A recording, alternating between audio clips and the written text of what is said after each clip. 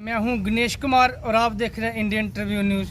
तो आज हमारे साथ बातचीत करने के लिए जुड़े हैं एकम सनातन भारत दल के जम्मू कश्मीर के स्टेट प्रेसिडेंट मनोज पादा जी, और इनसे मैं बातचीत करूंगा जम्मू कश्मीर के लेकर कुछ मुद्दों को लेकर। सबसे पहले तो मनोज जी, मैं आपका स्वागत करता हूं इंडियन ट्रिब्यून न्यूज़ पे। जी गणेश जी, आपका बहुत बहुत धन्यवाद। तो आज मैं सबसे पहले आपको सवाल ये पूछूंगा कि पहले भाजपा सरकार रही 2014 से अब तक, किस तरह के काम भाजपा ने किए हैं, क्या उम्मीदें थी जम्मू के लोगों को, और आपका क्या रुख है उस सरकार के प्रति? अब एनसी गवर्नमेंट है तो इससे क्या उम्मीदें रहेंगी जम्मू कश्मीर के लोगों को? देखिए, आप जानते हैं कि पार्लियामेंट इलेक्शन में मैंने कंटेस्ट किया जी, तो उस समय भी हम भाजपा के खिलाफ ही बोले हैं। अब बोले क्या है कि ग्राउंड रियलिटी जो थी हमने वो लोगों के सामने रखी। 10 साल में आप बेरोजगारी की बात करो, वो तो आप देख रहे थे किस चरम सीमा पे चढ़ गई थी। अभी भी वही हालात है। जो पेपर्स बच्चों के लिए जा रहे थे उसमें स्कैम हो रहे थे। तो भाजपा के जो पिछले 10 साल के जो इनके पाप हैं, इन्होंने पाप किए एक हिसाब से 10 साल, जो जम्मू कश्मीर को जो है धोखे में रखा, यहाँ के नौजवानों को बेरोजगार रखा। अभी देखो 2211 मेडिकल के एक हेड है, पिछले 9 महीने से उनकी सैलरी नहीं है। आप ये देखो कि उनके बच्चे बाहर डिग्रियां कर रहे हैं। आप अगर बाहर प्राइवेट कॉलेज में डिग्री कर रहे हो, वहाँ पे आप अगर सेमेस्टर की फीस नहीं दे पा रहे हो तो बच्चे को निकाल देंगे। आप तो डायरेक्टली उन 3000 फैमिलीज़ को डायरेक्ट वो कर रहे हो कि वो बेरोजगार हो जाए, उनके बच्चे जो डिग्रियां करने के वो वापस आ जाएँ। सैलरी 9 महीने नहीं, फील्ड पे ये लोग काम करें। जिस समय कोविड होता है उस समय ये लोग इनको हार डालते हैं, हमारे कोरोना वॉरियर्स बड़े बड़े हार डाल के ये लोग अपने बच्चों को छोड़ के उस समय उस महामारी के साथ लड़े हैं। उस आग में जाके इन लोगों ने काम किया और आज इनकी 9-9 महीने सैलरी रो रहे हैं लोग, राशन तक नहीं लोगों के घर में। ये सब भाजपा की तो देन तो है। इन लोगों ने ऐसी कोई पॉलिसी नहीं बनाई कि भैया इनको हर महीने जो है सैलरी मिले। इनकी सैलरी क्यों रोकी जाती है? फर्स्ट टाइम नहीं इनके साथ ये चीज़ें होती रही है। बेरोजगारी की आप बात करो तो हर चीज़ पे। उसके बाद फिर इलेक्शन असेंबली के हो गए तो उसमें अब लोगों ने मैंडेट एनसी को दिया है। अब कहीं ना कहीं एनसी भी ढीली, अब क्या है, पावर गवर्नर करने नहीं देता। अब भाई तुम आपस में लड़ते रहोगे तो जनता का तो बेड़ा गर्क है ना। अगर सेंट्रल गवर्नमेंट ने कहा था कि भैया हम स्टेट देंगे तो दे दो स्टेट भैया। जिसको मैंडेट जनता ने दिया हम तो उसका स्वागत करते हैं, भैया आओ और सरकार चलाओ और जनता के जो काम 10 साल पीछे नहीं हुए उनका काम करने का काम करो। तो ये झूठी लोगों को गुमराह करना, गलत तरीके के प्रोजेक्ट लेके आना जिससे डिस्टर्बेंस हो, जिससे माहौल ख़राब हो, ऐसे स्टेटमेंट देना, तो ये सब गलत चीज़ें हैं। इनको चाहिए कि अब जम्मू कश्मीर ने जो 10 साल भुगता है और उसके बाद अब मैंडेट किसी को दिया है, जनता ने मैंडेट दिया, तो उस मैंडेट का सम्मान करते हुए लोगों के हित में कार्य करें। और एजुकेशन सिस्टम की बात करें तो 10 साल से टीचरों की पोस्टें पे बैन लगा रखा है सरकार ने। मैक्सिमम पोस्टें वैकेंट पड़ी हैं और स्कूलों की हाल देख लो, प्राइमरी मिडिल स्कूल, बहुत बुरा हाल है। मनोज पादा जी, इसको लेकर क्या कहोगे? मैं आपको यही चीज़ बोल रहा हूँ, यहाँ पे पोस्टें वैकेंट पड़ी हैं, नहीं निकाल रहे हैं। ये निकाली नहीं, भर्ती ही नहीं कर रहे भैया। यही तो दिक्कत है। मैं 10 साल के जो इनके पाप, वही तो चीज़ बोल रहा हूँ। डेली वेजर्स रो रहे थे। कौन सा ऐसा डिपार्टमेंट है, कौन सा ऐसा सेक्टर है कि जो रोडों पे नहीं था? और रोडों पे निकलते हो तो वहाँ तुम लाठीचार्ज करते हो, लड़कियों पे लाठीचार्ज करने का काम करते हो। भैया डेमोक्रेटिक हक है लोगों का। भाई जब तुम उस चीज़ को नहीं कर रहे हो, वो लोग मजबूरी में आके रोडों पर उतर रहे और तुम उसके बाद भी आंख मूंद के सोए हुए हो, आप उस पर भी काम करके राजी नहीं हो। सेंटर में तुम्हारी गवर्नमेंट थी, यहाँ तुम्हारा गवर्नर था। यार इससे अच्छा मौका जम्मू कश्मीर के लिए और क्या हो सकता था? लेकिन वहाँ भी तुम ढीले रहे। आज भी देखो कटरा के अंदर क्या चल रहा है। अब आस्था रह गई इन लोगों को, आस्था पे चोट करने का काम ये लोग करेंगे। और ये लोग बोल, इनकी कहाँ है 29 MLA? जाए ना वहाँ पे, करें ना बात। हिंदुत्व की बात ये लोग करते, सनातन की। ये हम सब संकल्प की बात करते। सभी लोगों को एकम सनातन भारत दल के सब संकल्प पढ़ने चाहिए। ये जितनी भी चीज़ें ना, हम बार बार बोल रहे हैं कि मंदिरों को मुक्त करो सरकारी नियंत्रण से। श्राइन बोर्ड नहीं, ये गुंडे बैठे हैं यहाँ पे ये गुंडागर्दी ये लोग कर रहे हैं। इन्होंने जितने भी हमारे आस्था के केंद्र हैं इनको बिजनेस हब बनाया। इसी तरह का मैं आपको बताना चाहिए, इसी तरह का एक प्रोजेक्ट इन्होंने भद्रकाशी के अंदर भी लाया था। कैलाश कुंड के लिए रोड का प्रोजेक्ट था, हमने उसको अपोज किया, विरोध किया, NGT में केस डाला हुआ, लेकिन अभी तक वो रुका हुआ है। लेकिन मुझे लगता है दोबारा ये फिर कोशिश करेंगे, वहाँ सर्वे कराएंगे रोड की जो भी।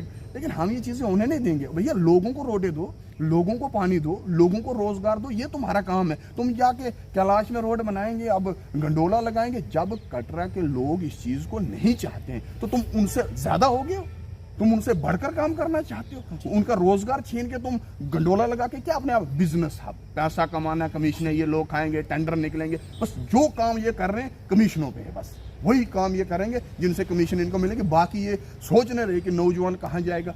बच्चे डिप्रेशन में जा रहे हैं जनाब।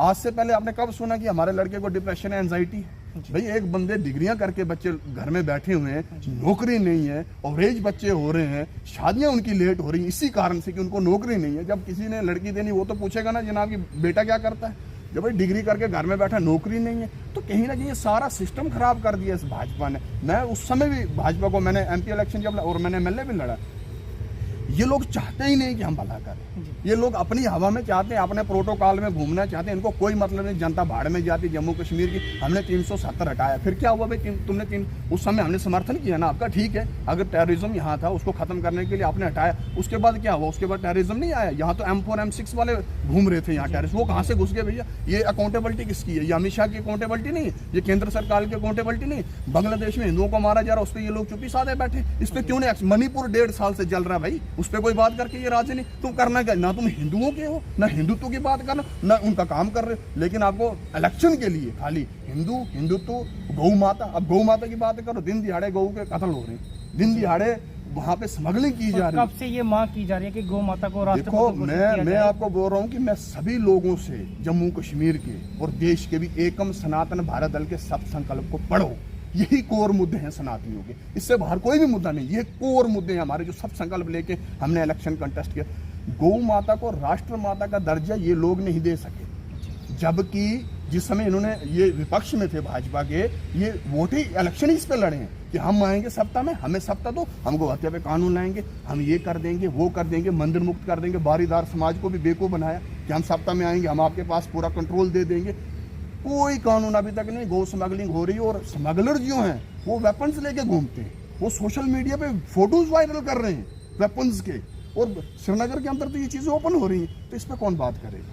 हम ये किसी को नहीं बोल रहे कि भैया आप करो, लेकिन आप ये बोल के आए हो, लोगों ने आपको इस उम्मीद से सत्ता में लाया है। अब ये आपका फर्ज बनता है कि गौ माता को राष्ट्र माता का दर्जा देना, क्योंकि उससे हमारी आस्था जुड़ी है। बहुत जल्द इस पर एक बहुत बड़ा आंदोलन करने जाएंगे हम। ये सुन ले वहाँ की सरकार भी, सेंट्रल गवर्नमेंट, क्योंकि सलूट करते हैं हम एकनाथ शिंदे जी को, जिन्होंने अपने महाराष्ट्र में गौ माता को राज्य माता का दर्जा दिया। भाई तुम भी दो ना, यहाँ तो कानून ही नहीं है। उल्टा तुम लोग उन पे सेक्शन लगाते हो, जो लोग तस्कर को पकड़ते हैं, जो स्मगलिंग करने वालों को पकड़ते हैं, उन लोगों को तुम अंदर डाल देते हो, और कानून लाने के लिए तुम सोच भी नहीं रहे हो। झूठी बस नैरेटिव एक चला देना गलत, जिससे बस वोटों को पोलराइज करने के लिए इस तरह की चीजें करनी, इससे कुछ नहीं होगा।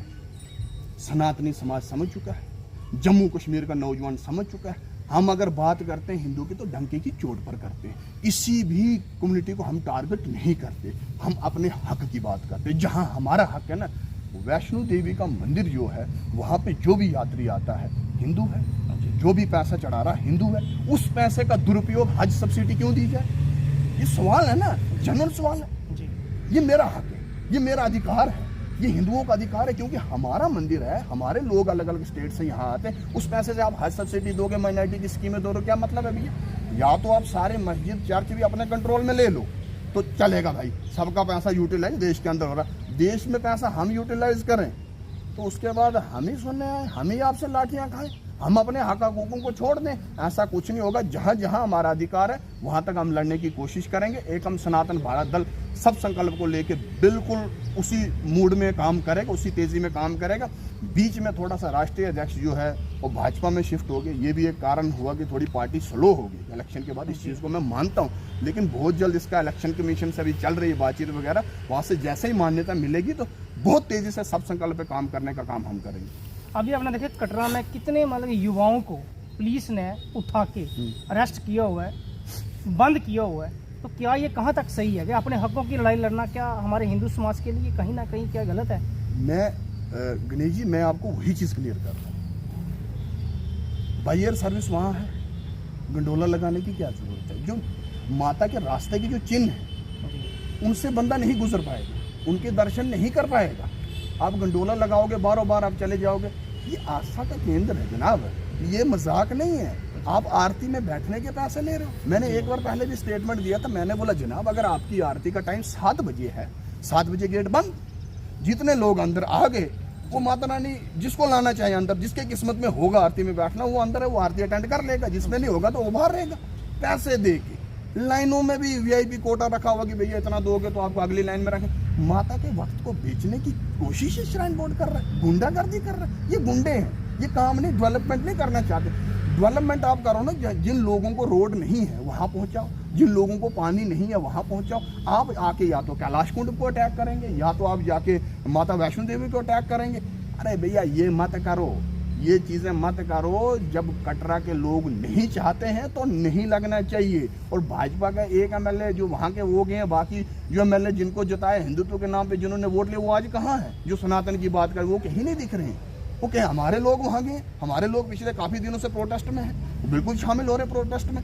अभी थोड़ा पार्टी का थोड़ा ढीला चलने की वजह से हम वो चीज़ें नहीं कर पा रहे जो करना चाहिए हमको, लेकिन बहुत जल्द ये चीज़ें बहुत तेज़ी से बढ़ेंगी। अब देखो एमपी जीते हैं, जुगल किशोर जी हैं, डॉक्टर जितेंद्र सिंह जी हैं, कहीं ना कहीं वो दिखते नहीं हैं लोगों के बीच में कि किन परेशानियों का सामना। पीएमओ ऑफिस में डॉक्टर जितेंद्र सिंह जी बैठे हैं, अनएम्प्लॉयमेंट का मुद्दा हो, नशा देख लो जम्मू कश्मीर में कितना है, उनको कोई खबर तक नहीं है कि वोट तो ले लिए जम्मू के लोगों से, पर काम कौन करेगा? ये कब तक चलेगा ऐसा? मैं आपको यही चीज़ बोल रहा हूँ कि एक तो पहले आपका सवाल गलत है कि वो दिखे नहीं, दिखते हैं ना।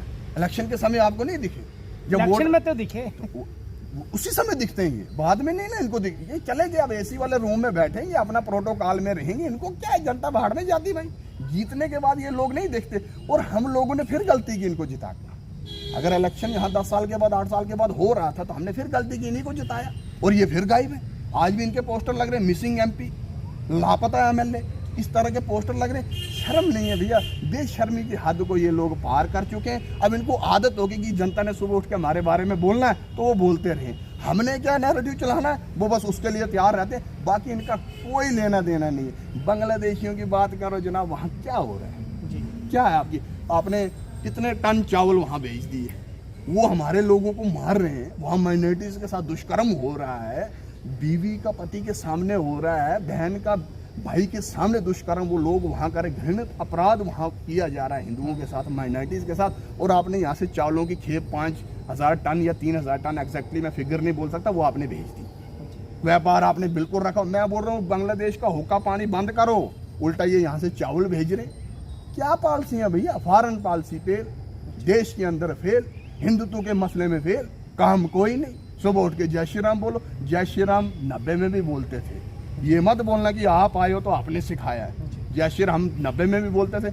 अभी देखता हूँ मोहन भागवत जी का स्टेटमेंट आया, हमें हर मस्जिद के नीचे मंदिर नहीं ढूंढना चाहिए। मैंने स्टेटमेंट दिया, मैंने कहा हर वो मंदिर लेंगे, हर वो मंदिर जो 40,000 मंदिर विदेशी हमलावरों ने, आक्रांताओं ने यहाँ तोड़े हैं, उन मंदिरों को लेंगे। मथुरा काशी लेने के बिना 100 करोड़ सनातनी चैन की नींद नहीं सोएगा, ये मैंने उनको क्लियर कर दिया। आप एक संगठन को चला रहे हो, उसके सरसंघ चाल के हिंदुओं का हेड ना बने। आप कोई धर्माचार्य नहीं है ना जनाब, आप कोई शंकराचार्य नहीं है ना। हम अगर बात मानेंगे अपने 4 मठों की बात मानेंगे, जो परंपरा हजारों साल पुरानी भगवान शंकराचार्य के बाद ये परंपरा चल रही, हम उसको मानेंगे। हाँ, आप ये बोलो कि आरएसएस का स्टेटमेंट है, ये नहीं कि हिंदू को अब हर मस्जिद के नीचे मंदिर में। आप कौन होते हैं हमें बोलने वाले जनाब? ये मत करिए। हिंदू की सनातनी किसी का गुलाम नहीं है। सनातनी अगर किसी के आदेश को मानेगा, वो जगत गुरु भगवान शंकराचार्य के जो 4 मठ है उनका जो आदेश आएगा उसको मानने का काम करेंगे। आपने जो हिंदुओं से वोट लिया उनका काम करें जनाब, बस बहुत हो गया। अब ये एनसी की सरकार को मैंडेट मिला है, अब ये लोग कर रहे हैं, अब इनकी भी लड़ाई है। गवर्नर साड़ी सुनता नहीं, वो बोलते हैं कि हमें ऐसे करने नहीं देंगे। इससे क्या हो रहा है? ना गवर्नर का कुछ हो रहा है तो ना एनसी का कुछ हो रहा है, उमर अब्दुल्ला को कुछ हो रहा है। इसमें पीस कौन रहा है? जनता। काम किसके रुक रहे हैं? जनता के। जनता जो 10 साल पहले भुगत रही थी आज भी वही भुगत रही। क्या फायदा रहा उन्हें इलेक्शन करवाने का? ना पावरें दे रहे हो ना कुछ दे रहे हो। तो कहीं ना कहीं जम्मू कश्मीर को धोखे में रखने का काम इन लोगों ने किया है। और मैं चाहता हूँ कि जल्द से जल्द ये स्टेट भी मिले, और ताकि जिनको मैंडेट मिला उनको काम करने का मौका मिले। देखेंगे ना लोग कि काम करते हैं कि नहीं करते। आप तो विपक्ष भी नहीं कर रहे, बात ही गंडोले पे क्या बात कर रहे हैं ये लोग? विपक्ष में बैठे करो ना बात। अभी तक किसी का स्टेटमेंट नहीं आया होगी कि भैया लगना चाहिए नहीं लगना चाहिए। ये सेंटर से बात कर रहे हैं। भैया मैं एमएलए मेरी कॉन्स्टिट्यूंसी का हूँ, मुझे पता है कि कटरा में क्या होना चाहिए। सेंटर को क्या पता है? उसको क्या पता यहाँ पे किसी साहब की यात्रा कैसे किया जाता है, क्या करना? उन्होंने पैसे कमाने, उन्होंने टेंडर देने, उन्होंने कमीशनें खानी, वो इसीलिए ले आते प्रोजेक्ट। अब आपको पता वहाँ के, आप स्टेक होल्डर हो जनाब, आपको ज्यादा पता है कि भैया प्रोजेक्ट आने से क्या नुकसान यहाँ के लोगों को हो सकता है। तो वो तो आपने बताना है ना जी, वहाँ के एमएलए ने। वहाँ को बाहर का आके थोड़ी बताएगा। आप नहीं बोल सकते हो।